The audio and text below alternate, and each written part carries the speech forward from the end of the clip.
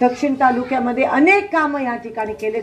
सोलापूरमध्ये विमान सेवा चालू केली आणि आज जी विमान सेवा चालू केली, जी उजनी ती पाईपलाईन आणलेली, जी विद्यापीठ आणली, जे रस्ते त्या ठिकाणी केले, मागच्या 10 वर्षात भाजपनी काय केलं मला सांगा. एक योजना जरी सांगितली मी चुपचाप खाली बसेल. का पाडली काळादी साहेबांची चिमणी? वैयक्तिक राजकारण. ती चिमणी पाडून काय मिळालं? दुसऱ्या दिवशी विमान सेवा सुरू झाली का? अशी एवढ्या अर्जंटली पाडली जसं काय दुसऱ्या दिवशी विमान सेवा चालू करणार होती. त्या गावांमध्ये छावणीचं रूप आलेलं की महिला बाळांना सांगत होते बाहेर पडा, आम्ही चिमणी पाडतोय. सगळी आर्मी आलेली तिकडे, पण अजूनही विमान सेवा सुरू नाहीये.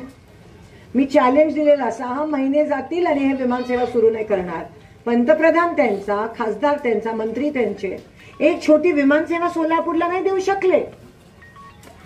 निष्क्रिय खासदार. काय केलं? किती वेळा तुमच्या बाजूनी पार्लमेंटमध्ये बोलले? किती वेळा बोलले मला सांगा. आणि का तुमच्या अकाउंटमध्ये 15 लाख जमा झाले?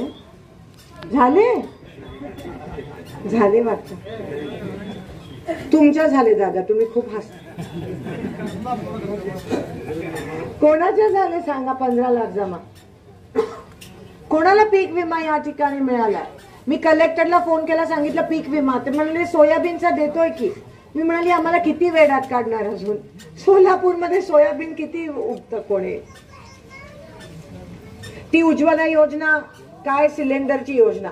समोरून सिलेंडर देतात, मागून पिवळं कार्ड बंद करतात. म्हणजे सिलेंडर देतात पण धान्यच नाही तर काय शिजवणार त्या सिलेंडर? एवढं तुम्हाला वेड्यात काढताय हे बीजेपी लोक. महागाई कमी झाली का?